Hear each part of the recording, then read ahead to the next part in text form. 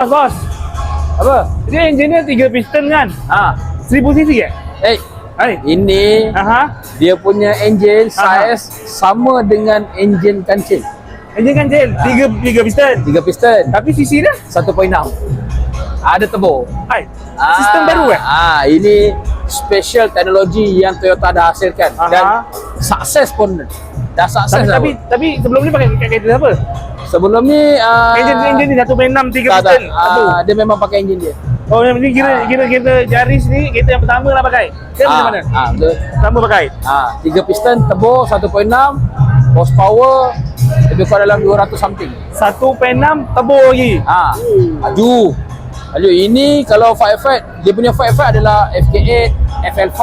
Takkan lah bos. 1.6 3 piston. Set dengan apa? Memang set dengan FL5. FL5. Ni, nampak kecil, nakal.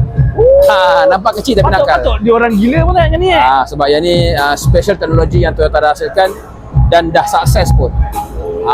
Dulu yang baru-baru nak keluarkan 3 piston turbo adalah Nissan. Nissan dia je betul. Tapi Nissan buat bukan yang untuk horsepower tinggi, untuk lebih ekonomi. Tapi Toyota dah mampu hasilkan untuk yang ekonomi tapi power. Ekonomi tapi performante.